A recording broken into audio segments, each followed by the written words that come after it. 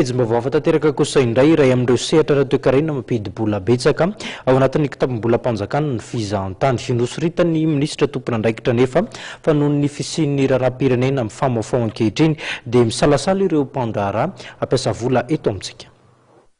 Iakina amin'ny fampandrosoana ny sehatra ny fizahan-tany, ny fisiana fitoniana politika eto amin'ny firenena hoy ministra ny fizahan-tany Rakotomamonjy Jean Max. Araka ny fanazavana, ny safotofoto raha eto amin'ny firenena dia mitarika fisalasalana amin'ny mpandraharaha vahiny izay mieritreritra ny hampiasa vola eto Madagasikara. Nosoritan'ny fa ilaina ny firosoana amin'ny fifidianana ahafahana miverina ny fitondrana manaraka lalam-pandrenana ary mamerina ny fahatokisan'ny mpandraharaha sy ny mpizahan-tany. Le namako ny mahamaika atsika hiroso amin'ny lafin'ny fifidianana satria ny fifidianana ihany no ahafahana miverina amin'ny lamina ara-dalam-panorenana ka mahatonga atsika maika ny hiroso amin'izy io ary mba hahatonga ny fifidianana madio mangarahara ekeny rehetra mba ho hisy eto amin'ny firenena.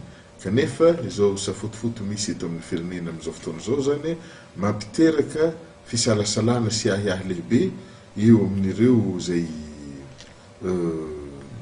mpandraharaha amin'ny sehatra ny fizahan-tany io ary na ny mpijery avy any ivelany.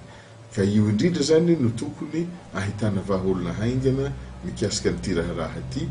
Mpizahan-tany telo etsy no vinavinain'ny ministera fizahan-tany itsidika Madagasikara mandritra ity taona 2024 ity raha toa ka enina alina sy roa etsy zany tamin'ny taon-dasa. Tafiditra ny fampirobona ny fizahan-tany indrindra no antom-pisian'ny anjehan'ny faharoa amin'ny International Tourisme Fair izay andraisan'ny nosy eto amin'ny firenena ny Sainy Indianina. Version ny deuxième édition ny International Tourisme Fair Madagascar. Ka izy io zany amin'ity taona ity dia tafiditra tanteraka amin'ny événement les îles vanille.